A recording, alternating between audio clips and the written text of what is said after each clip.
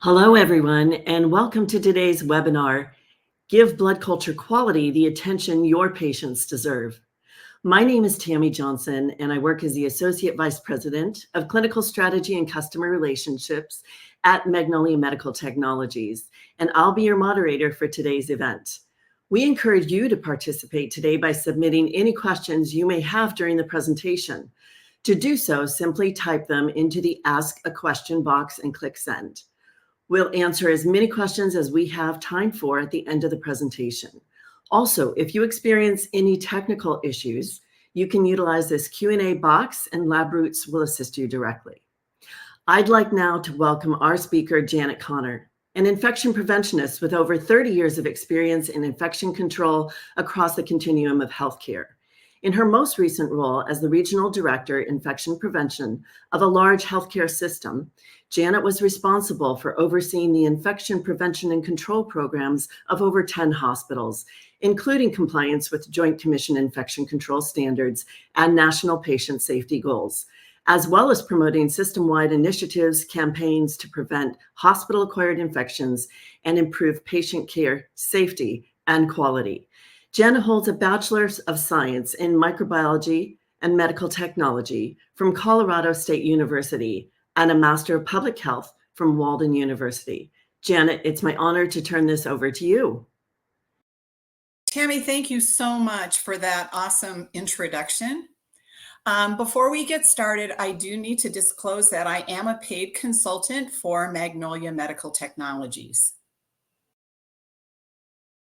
For our webinar today, these are the objectives that we're going to be discussing. We will be describing the downstream impact of false positive blood cultures, identifying the effectiveness of interventions used to reduce blood culture contamination and improve patient outcomes.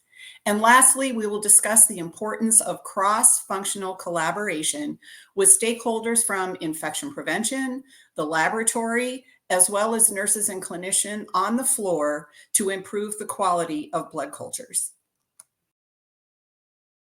As most of you are aware, blood cultures are the gold standard test for diagnosing bloodstream infections that can progress to sepsis. Sepsis is one of the leading causes of death, readmissions, and costs in U.S. hospitals. Sepsis has a global impact, as you can see from the statistics on this slide, in terms of case numbers, related mortality, hospitalizations, and cost. Additionally, as cited in the third bullet, the timeliness and accuracy of diagnostic results is crucial to sepsis survival. An inaccurate blood culture result can contribute to inappropriate antimicrobial treatment, and some studies have found a significant increase in sepsis mortality when inappropriate antimicrobial therapy is administered. We have to get the right organism so that we can treat it appropriately. And that's because blood culture results are used for confirmation, identification, source determination, and antimicrobial optimization. There are several key elements that help optimize recovery of the correct organism and minimize false positive or contaminated results. The key elements on the left-hand side of this slide, the number of blood cultures, the timing of collection, media, etc., optimize the chance of detecting the infection if it's there.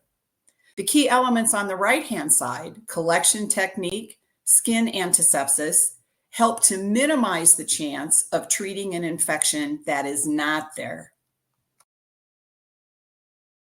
Given all of these factors to consider, it's not surprising that blood cultures are prone to errors, both false negatives and false positives. Specific to false positives, as you can see from this graphic, false positives are more common than I think any of us would like to accept. Of all blood cultures that are collected, 8% of the results are positive. 3% is the national average for blood culture contamination rates. So if 3% of the 8% are falsely positive. 40% of positive blood cultures are actually falsely positive, leading to misdiagnosis and inappropriate treatment of suspected sepsis patients. A patient with a blood culture result that indicates a possible or probable contaminant causes a clinical dilemma for the bedside physician.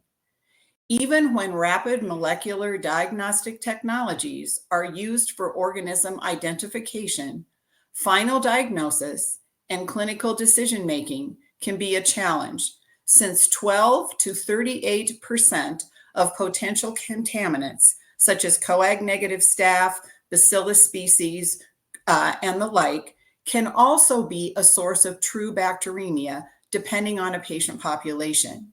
The 38% are those patients that have implanted devices, central venous catheters, dialysis catheters. Those patients are at a higher risk of actually having a true infection caused by a common commensal. This puts the bedside physician in a real quandary as to whether or not to continue or discontinue antibiotic treatment. If they choose to discontinue and send the patient home, or continue to just monitor the patient, and it is a true bloodstream infection, the patient is faced with increased morbidity and mortality. They have delayed treatment. That is a risk factor that most physicians are not willing to take. More often than not, the physician will elect to continue antibiotics and observe or admit the patient. According to the National Quality Forum, up to 40% of patients with contaminated, false positive blood cultures are started on unnecessary antibiotics. This puts the patient in harm's way and adds to the global crisis of antibiotic-resistant organism. This is similar to an issue that I dealt with years ago with wound culture contamination. And when you don't collect a wound culture appropriately, you get false positives, and you have physicians saying, I'm going to treat it anyway. I am not going to withhold antimicrobial therapy because it is a skin contaminant organism. I have a brand new joint underneath there, and it is not worth the risk. Same thing with false positive sepsis patients. What are some of the associated risks when a patient is misdiagnosed with sepsis? For starters, these patients are most likely to be treated with antibiotics, which ends up causing other issues. We know that antibiotics are a primary driver of multi-drug resistant organisms, leading to antibiotic-resistant infections that are a significant problem in our hospitals today. Also, we know that antibiotics contribute to the onset of C. difficile in our hospitals. The Peggy Lillis Foundation works on identifying C. diff and making sure that people don't get it, that they're treated appropriately, and they don't die from C. diff. This organization found out that patients that are given antibiotics have a 7 to 10% higher chance of getting C. diff. There are many other antibiotic-related complications, such as acute and long-term kidney injury. We also know that it impacts the patient's length of stay. According to 2 recent publications, patients that experience a false positive blood culture have an extended length of stay of 2 to 2.4 days compared to those patients with a negative culture. We know that the longer a patient is in the hospital, the greater exposure they have to other healthcare-acquired infections and conditions. It's no different than device-associated infections. If you don't have a device, you cannot have a device-associated infection. If you're not in a hospital, you cannot get a hospital-acquired condition or infection. Additionally, patients with a central venous catheter that experience a false positive blood culture can be impacted by a false positive CLABSI. It can lead a central line associated bloodstream infection for those that may not be familiar with the acronym. It can lead to unnecessary and inappropriate antibiotics, a line being pulled that doesn't need to be pulled, and a report of a false positive CLABSI to NHSN and CMS if it meets the surveillance definition. Finally, patients impacted by a contaminated blood culture had a significant near doubling, 8% versus 4.6% of mortality rate versus patients with a true negative blood culture result, representing a 74% increased risk of inpatient mortality. This was a finding from a study conducted at the University of Arkansas and published in ICHE, the publication from the Infectious Disease Society of America, in 2022. For this study, a 4-year retrospective analysis was conducted on the impact of blood culture contamination events. Nearly 14,000 blood culture results were reviewed. Of those, 11% were true positives, 7% were contamination cases, and 82% were control cases or true negatives. The objective of this study was to assess the patient-specific risk factors and clinical outcomes, including in-hospital mortality, associated with contaminated blood cultures. The results you can see are alarming. After controlling for age, race, BMI, comorbidities, and sepsis, blood culture contamination increased vancomycin days of therapy by 40%, a 40% higher risk of acute kidney injury, length of antibiotic treatment was 19% longer, 43% more patients had echocardiograms ordered. The length of stay was 1.3 days or 24% higher than the control group.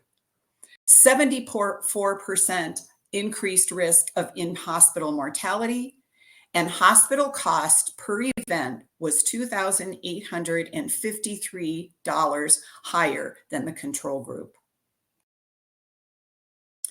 The study also uncovered that blood culture contamination events disproportionately affect select populations, in particular older patients, African Americans, patients with higher BMI, and those with comorbidities such as CHF, COPD, and paralysis.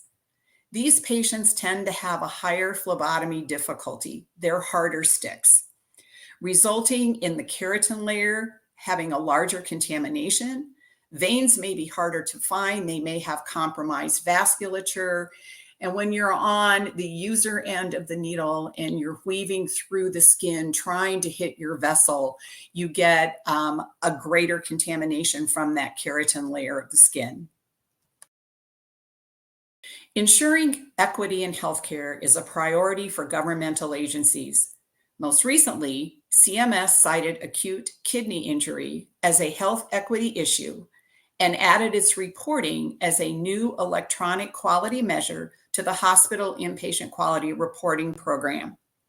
Hospitals can select acute kidney injury as a quality measure and submit its quality data to meet the hospital IQR program requirements. Failure to submit this data once acute kidney injury is selected can result in a 1/4 reduction in hospital annual payment update under IPPS. In addition to the patient consequence of contaminated blood culture event, antimicrobial resistance is a global public health issue that needs to be addressed. In a systematic analysis that was published in The Lancet in 2022, researchers found 4.95 million deaths were associated with drug-resistant bacteria in 2019. 1.27 million of those deaths were directly caused by an antimicrobial resistant organism. The data speaks to the importance of healthcare providers being prudent and avoiding unnecessary antibiotic therapy that can pressure antimicrobial resistance. Case in point, there is an World Antimicrobial Resistance Congress meeting in Philadelphia next week on the 4th and 5th of September to address and cite opportunities for improvement. I actually have a colleague presenting at that conference who has worked very closely for several years with the CDC and Dr. Srinivasan on antimicrobial resistance. So this topic remains at the very top of everybody's mind in the global healthcare community. This is particularly important when you think of all the patients that critically depend on antibiotics and the fact that no new classes of antibiotics have been developed since the 1980s. Transplant patients, cancer patients, patients that are chronically ill, hemodialysis patients, these patients are highly susceptible to infections. And as hard as we work to prevent those infections, they do occur. And we need to have antibiotics that work for these patients. In addition to the clinical and potential societal impact of false positive blood culture results, there is also a well-documented economic impact, as you can see in these 10 publications that span 20 years. According to these publications, the average cost of a blood culture contamination event is $4,162. Patients impacted by a blood culture contamination have an extended length of stay average of 3.4 days. None of these publications includes the impact of the reporting of false positive CLABSIs on CMS reimbursement. Again, CLABSIs are something that all hospitals have to report, and if you don't meet the grade, it suffers your reimbursement. When you think about the volume of blood culture performance annually, false positive test results due to blood culture contamination in the US is a serious problem. 1.4 million patients experience false positive culture results annually in the US, and over $6 billion is spent each year on unnecessary treatments associated with those results. As we discussed previously, patients with a false positive blood culture result stay in hospitals longer, which results in 1 million extra hospital days, crowding hospitals that are already at full capacity. The majority of those patients are treated unnecessarily with potent, broad-spectrum antibiotics, i.e. vancomycin, receiving 200,000 courses of unneeded antibiotics, which increases their risk of antibiotic-resistant infections, C. difficile, and other healthcare-acquired conditions, ultimately antibiotic resistant. According to the CDC, over 3 million people acquire antibiotic-resistant infections and C. diff infections each year, and 48,000 of those people do not survive. 1 in 5 patients experience adverse drug events associated with antibiotic administration in acute care hospital setting. Historically, a laboratory blood culture contamination rate of 3% or less was considered acceptable. But I ask you, as laboratorians, ask yourself if this standard is good for patients. From the previous slide, there are about 1.4 million patients who experience false positive culture results annually in the US and are put at risk for corresponding downstream negative consequences. In recognition of the potential clinical and economic impact of false positive blood culture results, the Clinical Laboratory Standards Institute set a new goal in 2022 of 1% or less for acceptable blood culture contamination rates when best practices are followed. The CDC supported this goal, providing guidance that although 0% contamination may not be realistically achievable, we need to target 0, and a target contamination rate of 1% or less is achievable if best practices are followed. To aid healthcare providers in achieving this goal, the CDC lists 8 action and prevention steps to take based on the various sources and causes of contamination. These 8 action and prevention steps include practicing diagnostic stewardship by striving to obtain blood cultures for the right patients in the right setting and at the right time. Blood cultures are not a screening test. They're not a chemistry profile. They're not a routine CBC. They should only be ordered if indicated. ensuring proper and thorough skin antisepsis, disinfecting the blood culture bottle top, careful selection of the draw site and draw technique. Peripheral venipuncture is preferred, and if drawing from a catheter, use one that is a fresh peripheral IV start.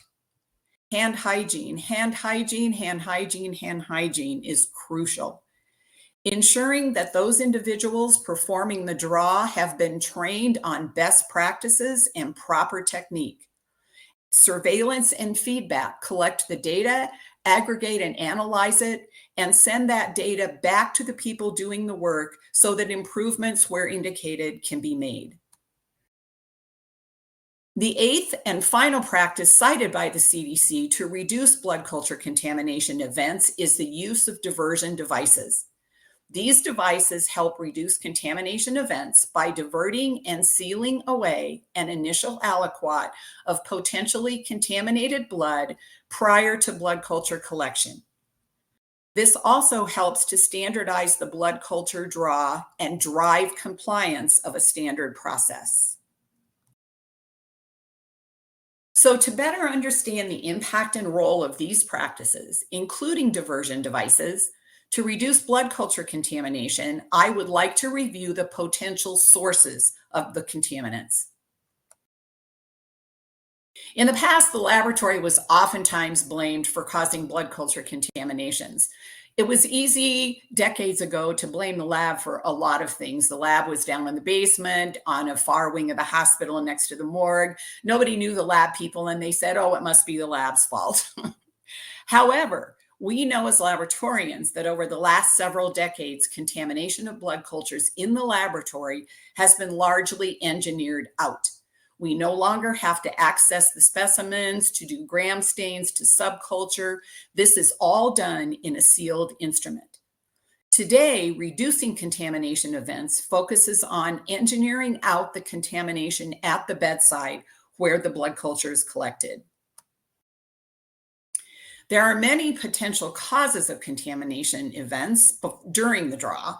They include human factors during assembly and preparation of supplies in support of the blood culture draw, skin flora that may be present on the skin, and of course, human factors. We talked before, these human factors, when you have a hard stick, you've got a patient that's combative in the ER, it's very difficult to get that perfect stick into the vein and not get extra exposure to the microorganisms that cannot be removed from the keratin layer. Unfortunately, these activities that occur outside of the lab ultimately impact the process, productivity, performance, and costs within the laboratory. According to the National Quality Forum, blood culture contamination results in an 80% increase in microbiology charges, including additional blood cultures.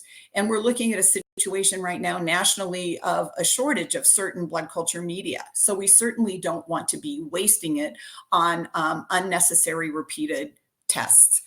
And then other diagnostic tests, additional chemistry and hematology tests.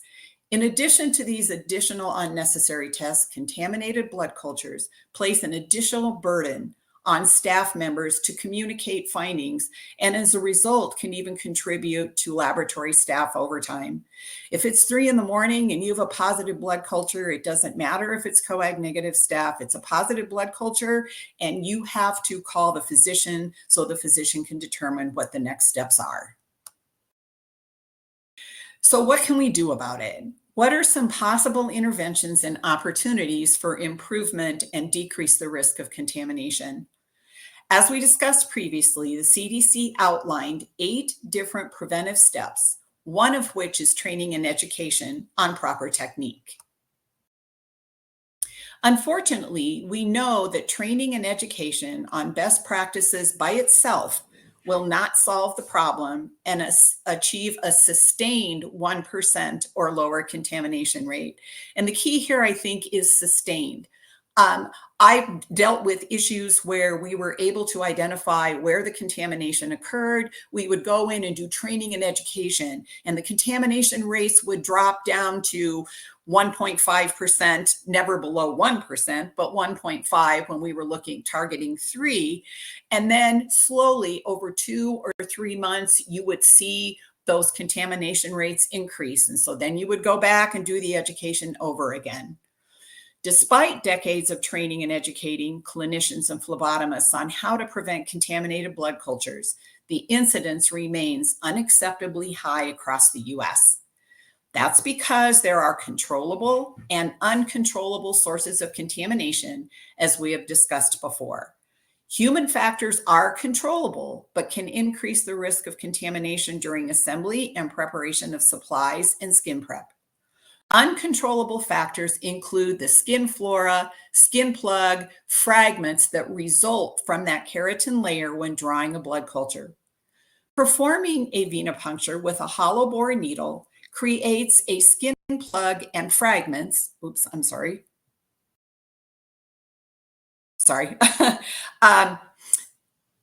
The skin plug and fragments are uncontrollable factors. When present, will always enter the culture specimen bottle and commonly will contain microorganisms which contaminate the blood culture. It's very similar to if you have a mud layer on top of water and you push a hollow pipe down, you're going to get the mud layer before you hit the water. The use of a diversion device helps reduce these blood culture contamination events. Specifically, diversion devices help address the uncontrollable factors related to a blood culture draw. These devices divert an initial aliquot of blood and seals it away in a separate chamber prior to the blood that is collected that will be used for culture. Without addressing the uncontrollable factors of a blood culture contamination, it can be challenging for hospitals and healthcare systems to consistently achieve a sustained reduction in culture contamination rates. This is illustrated in a study that took place at UC Davis. The results were published in the 2023 Journal of Emergency Nursing. UC Davis undertook a quality improvement initiative to reduce blood culture contamination within the ED, with a goal of less than or equal to 2.5% blood culture contamination rate. They began with a 3.52% contamination rate. Heightened departmental awareness of blood culture contamination metrics and goals. They did training and education, including new hire orientation, just-in-time coaching while rounding, and periodic skills days. They reinforced skin antisepsis, including using 2% chlorhexidine gluconate. Process improvement, they used the define, measure, analyze, improve, and control model of improvement. And during the 6-month training intervention period, they reported a 16.2% reduction in contamination down to 2.95%, down from 3.5%. But not down to their goal of 2.5. They did not reach the goal of 2.5, nor did they reach the CLSI CDC goal of 1% or less. Studies tell us that relying on educational interventions to change clinicians' behaviors tends to produce no improvement or sustained behavior change, and they are hard to achieve. Again, the key is you may see an initial improvement with education and training alone, but it is not sustained. Some of you in the audience today have probably also tried manual diversion techniques using a waste tube and may be wondering how this differs from a diversion device. Unlike diversion devices, manual diversion using a waste tube presents several human factor challenges. Manual diversion adds a minimum of 6 steps to an already complex procedure, which makes it susceptible to touch point contaminations. It is difficult, if not impossible, to disinfect waste tube tops due to the recessed top configuration. Therefore, there is a risk of cross-contamination of the sheathed inoculation needle, which can lead to contamination of both bottles. and this can be interpreted by the lab as a true positive. We all know as laboratorians and phlebotomists that the more often you access a needle, the more likely you are to introduce a contaminant organism. There is also no consistency in achieving clinically proven diversion volumes, which can lead to too much or too little diversion volume.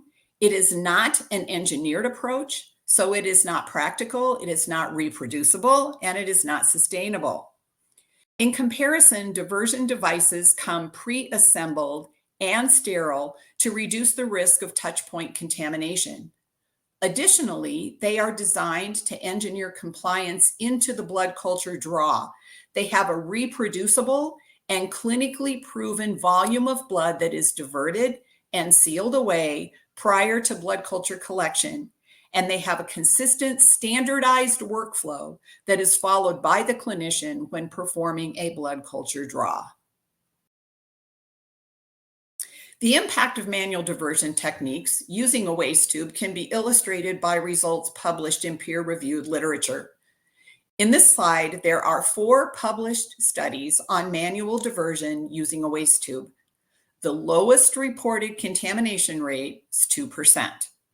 The most recent study, published in the American Journal of Infection Control in 2023, reported a 3.8 contamination rate using a diversion tube in over 20,000 blood cultures over a 2-year period.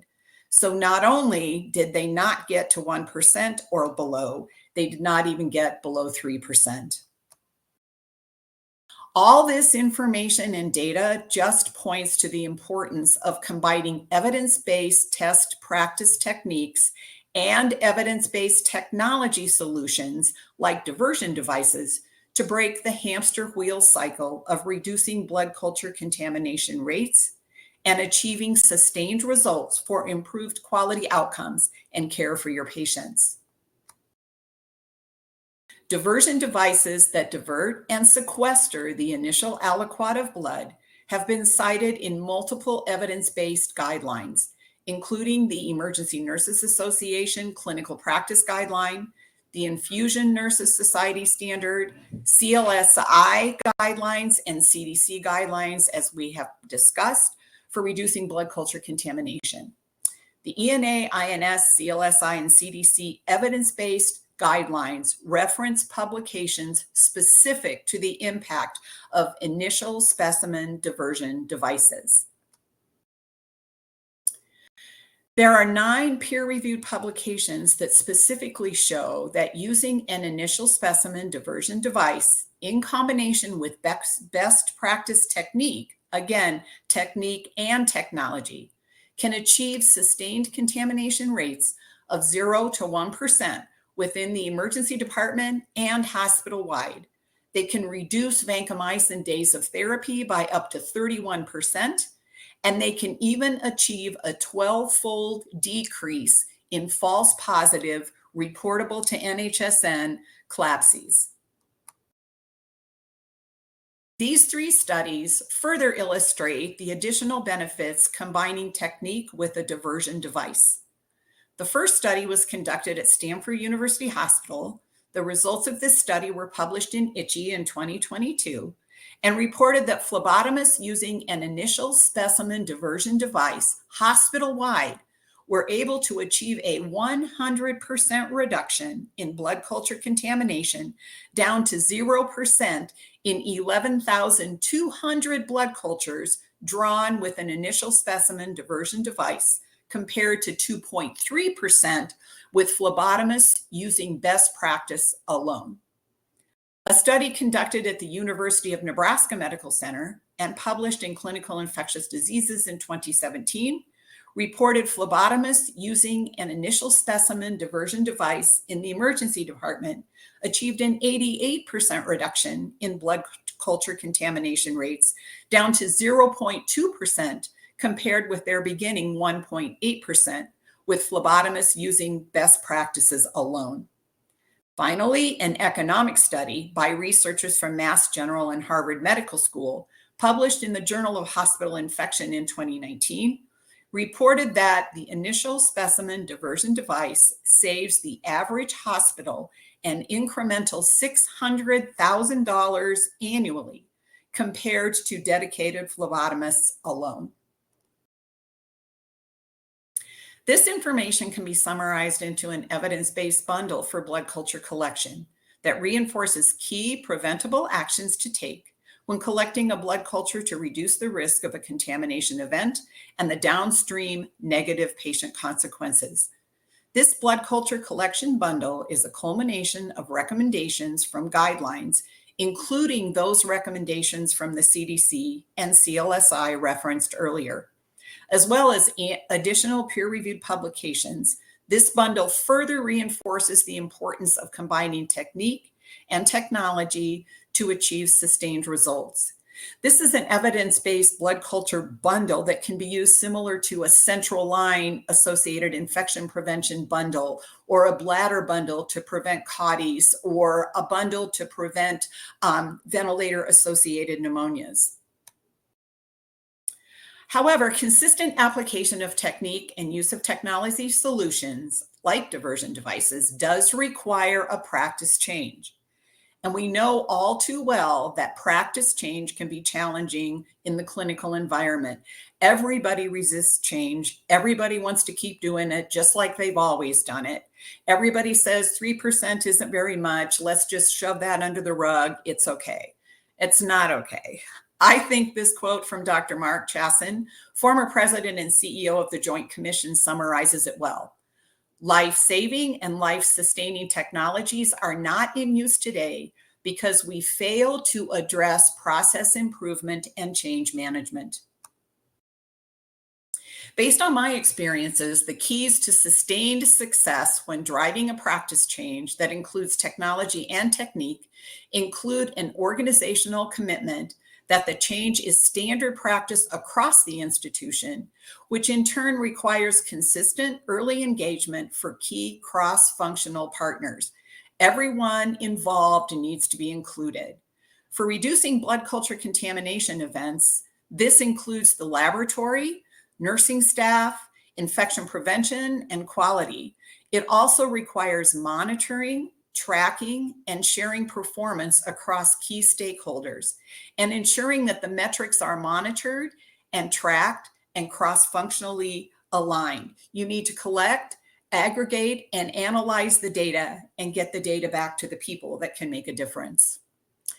These keys to sustained success can be further organized and applied using the framework for high reliability organizations, or HROs. High reliability organizations are organizations that achieve safety, quality, and efficiency goals by employing 5 central principles: sensitivity to operations, reluctance to simplify, preoccupation with failure, deference to expertise, and practicing resilience. HROs are organizations that have minimal errors despite operating in highly hazardous and unpredictable conditions, as defined by AHRQ Patient Safety Network. These principles are very applicable to reducing blood culture contamination rates. False positive blood cultures are preventable errors despite the controllable and uncontrollable factors that can cause a contamination event.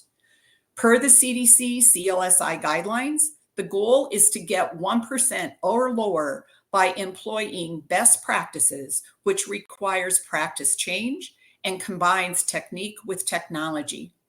I'm going to spend the rest of our time today illustrating how to apply the HRO concept of the hospital's approach for reducing blood culture contamination events.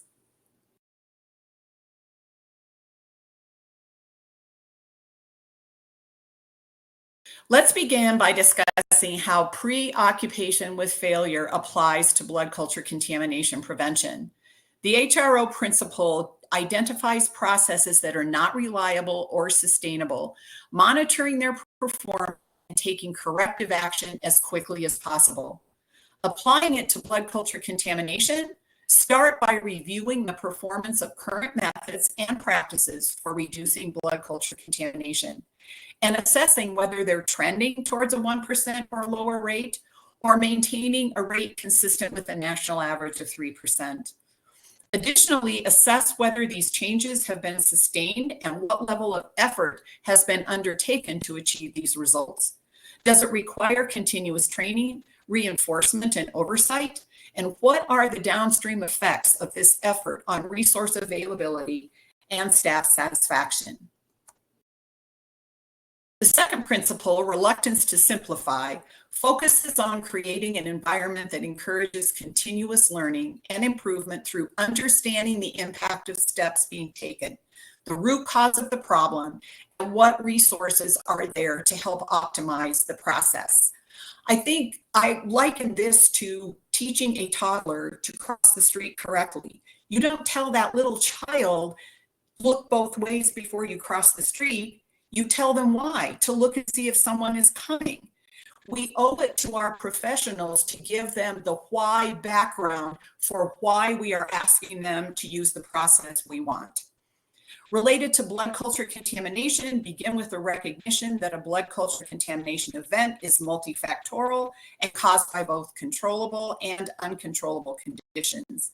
As such, solely addressing the controllable factor or solely addressing the uncontrollable factors most likely will not result in continuous improvement. It requires tracking by reinforcing evidence-based best practice techniques and employing an evidence-based technology that has been validated through data and guidelines. Share that validation with the people doing the work.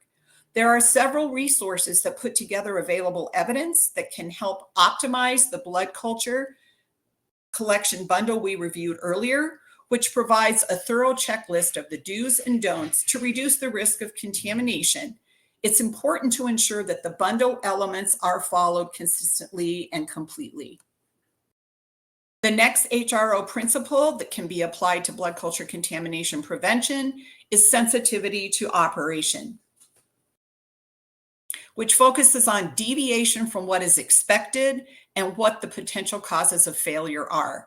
For this principle, it's important to consider, how do we know that the correct work is being done? Where are the possible failure points? And how will we be proactively mitigating while being sensitive to every single step of the process? Applying this to blood culture contamination events begins with effective education programs that focus on the critical role of technique and technology and the adoption of both. Ensuring that the technology solution is readily available to the end user, that it's stocked, and that it's easy to use to drive compliance. Routinely tracking the occurrence of blood culture contamination events to assess compliance with best practice techniques and utilization of technology, and re-educate users or deploy focused remediation activities. Use your bundle and do direct observation. From my experience, I have found daily huddles to be very effective in influencing and enhancing safety culture measures. It's associated with positive customer feedback, fewer adverse events, lower infection rates, fewer admissions, decreased mortality, and greater engagement and lower turnover. Work with your staff and listen to what they have to say to improve compliance with the bundle. Commitment to resilience is a key HRO principle, as it is strongly tied to the sustainment of change over time. This principle speaks to an organization's ability to detect, contain, and recover from errors. For this principle, questions to consider include how your hospital responds in the face of failure and addresses them so they are not repeated. Following evidence-based best practice techniques and technologies can significantly reduce blood culture contamination rates. However, contamination events can still occur, and it's important to promote a culture that not only shares and celebrates successes, but also openly discusses errors for the purposes of continuous improvement before, during, and after blood culture collection. This dialogue and continuous improvement culture, along with a defined escalation plan for contamination events, helps to quickly contain and address issues as they occur and reduces the risk of a succession of contamination events. The last HRO principle we will review today is a deference to expertise, and the key questions to address are, do you have the right stakeholders to support this change? Are the end users included in the planning process? And how does this process change impact other departments? As it relates to blood culture contamination, utilizing huddles is a great way to learn from those that are doing the work and soliciting end user inputs on how to drive compliance with technique and technology changes. During huddles, anyone can ask questions, anyone can provide feedback and suggest new ideas about how to reduce contamination events. If you're implementing this bundle and you have a new phlebotomist and they say, I just learned this helps, I just learned that helps, we need to listen to those people doing the work and employ the opportunities for improvement that they may suggest. Also, given the impact of a contamination event across multiple departments and stakeholders, having transparent communication, shared governance of the process, and common metrics is also a good way to engender buy-in and align incentives for blood culture contamination initiative. Share the data, share the successes, share the data that says we missed this element of the bundle this many times, so your people doing the work know where their opportunities for improvement lie. So in conclusion, we talked today about blood culture contamination and its significant impact on downstream patient safety, quality outcomes, and even inpatient mortality rates. Blood culture contamination, as we have seen, is a multifactorial problem and requires a solution to address both the controllable human factors and the uncontrollable skin contamination causes. Interdependencies exist between specimen collection and downstream laboratory result accuracy. As a laboratorian, I always say the laboratory cannot generate a quality result if we don't have a quality specimen.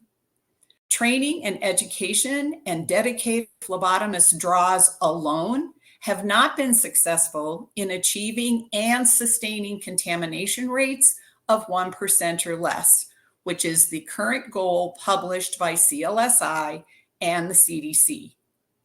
Both evidence-based technique and evidence-based technology play a key role in driving sustained low blood culture contamination rates.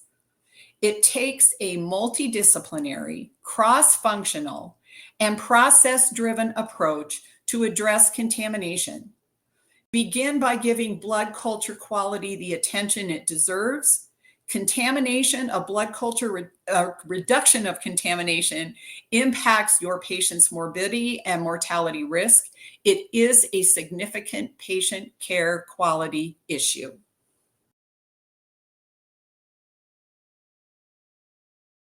Thank you, Janet, so much for that very informative and very helpful presentation. It was great to see and experience via your experiences, all of your personal experiences with blood culture contamination and the impact it had on your patients as well. We're going to now start the live Q&A portion of the webinar. If you have a question you'd like to ask, please do so now.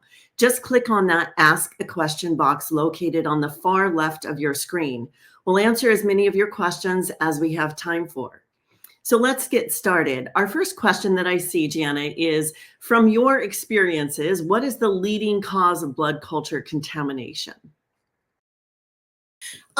Thanks, Tammy, for that question. And I think the leading cause is with that keratin layer, with the organisms that are underneath the very surface of the skin that no matter how hard you try cannot be removed. It's no different than perioperative antibiotics in the OR. They give within 60 minutes of incision perioperative antibiotics because in the OR, that keratin layer cannot be removed either. Excellent. Thank you for that. The next question that I see asks us, what additional steps or education do you recommend when blood cultures are drawn by non-lab professionals? So historically, I have dealt with that, particularly in emergency departments where they may not have time to get a laboratory phlebotomist there. And you need to provide the training and education, both the procedure and both the technique and the technology for anybody in your facility that may at any point in time collect a blood culture. And it's not difficult. They just need to be educated and they need to practice, and then it won't be foreign to them when the occasion occurs. Excellent advice. Thank you. The next question that I see is, does using a technology solution like diversion devices allow us to then relax our blood culture collection protocols? I think I know how you're going to answer this one, but fire away. Yeah, no, it does not. You still need to use appropriate antisepsis of the area before you collect the specimen. The diversion device helps mostly, as we talked about, going through that keratin layer and getting not only a skin plug, but fragments if you have to, quote unquote, fish for vasculature and that kind of thing. But you definitely don't want to compound the risk by not disinfecting the skin. So no, it does not decrease the importance of skin antisepsis. Excellent. And I know I had a hospital say, well, I think we're just going to go back now to using alcohol for the prep on the skin because, the diversion device is going to take care of the skin contaminants. And it's so critical that we never forget that this is a two-way operation, right? We're also introducing things into the patient's bloodstream unless we're preparing that skin correctly. So absolutely, we must have really aseptic practices throughout the whole process. And next question I see is, what strategies or tactics have you found to be the most effective in sustaining practice change? I think the huddles and using the bundle as a checklist. If you can, and you can do this, I know the laboratory will say, well, I don't have time to do that. And nursing will say, I don't have time to do that. That's where you can have, here is the bundle checklist. Please go to various departments where blood cultures are. They can use the EMR to find out where blood cultures are ordered and watch them being done.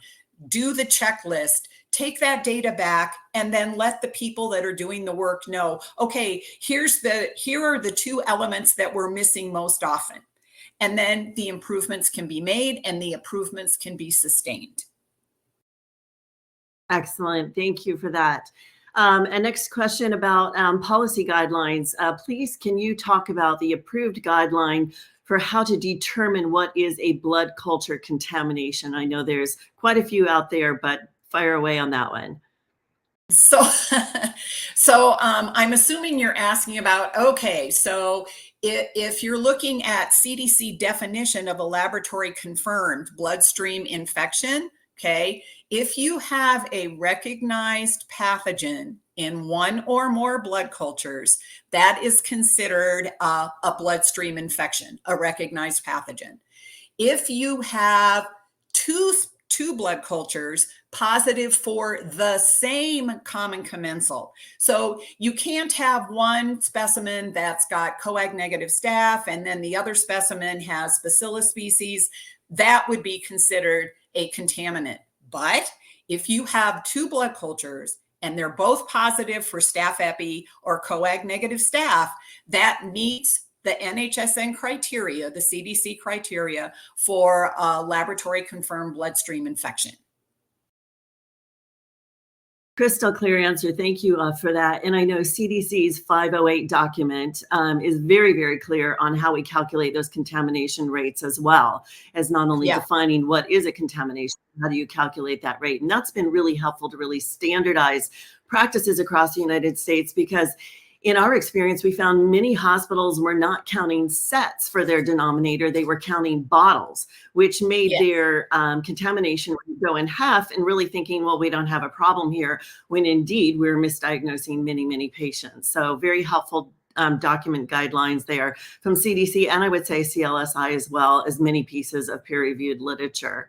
So We had a question about what about utilizing sterile waste tubes? I think you managed that very well in presenting the evidence that you presented, never being able to get below a rate of 2%, adding more to the burden of the collection process, not being Yes. able to get a defined amount of diversion. Anything else to add on that? And I think the last study that you quoted, I think from AGIC, telling us that their rate got down to 3.8%, which is horrifying to me when we think of at 3%, really, we're saying that almost 50% or 40% of blood cultures that are positive are false positive, even at a 3%. So to think you could get a 3.8% and say that's acceptable, I don't know. That's kind of ludicrous in my way of thinking about patient care. But any more thoughts on that? Well, yeah. And, 3.8% is not acceptable even now, even if you look at the quote unquote old standard of 3%. And Joint Commission looks at your blood culture contamination rate.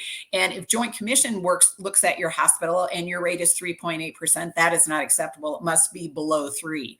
So, yeah, you're absolutely right. And like we discussed when we talked about using a diversion tube, you've got the back end of the needle sleeve and you're dealing with it multiple times. And the more times you access something, the more risk you have of introducing a contaminant.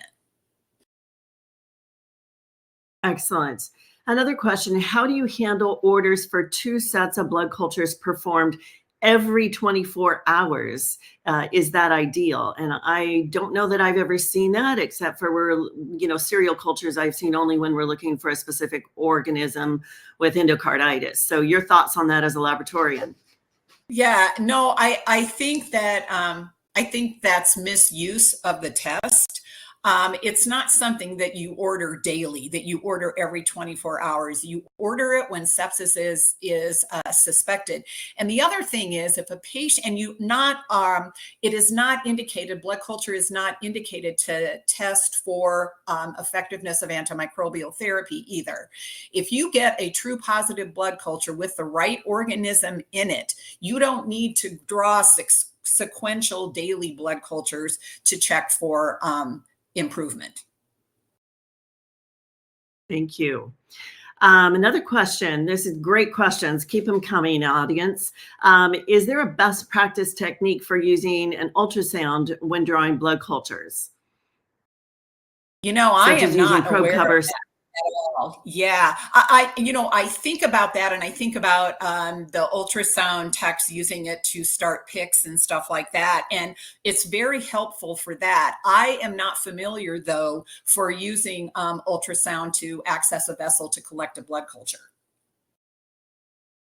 I would just add, in my experience, we must keep an entirely aseptic process with everything, right? So if you're going to use an ultrasound, you must use a sterile probe cover and you must use sterile jelly. There's no picking up that big, chunk of jelly and slopping it on there, right? Yeah, and then you got to wipe that off.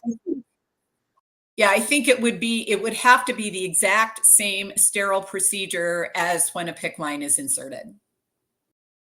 Exactly, right. Excellent. Can you add a link for the CDC guideline? I see Christine took care of that. Thank you.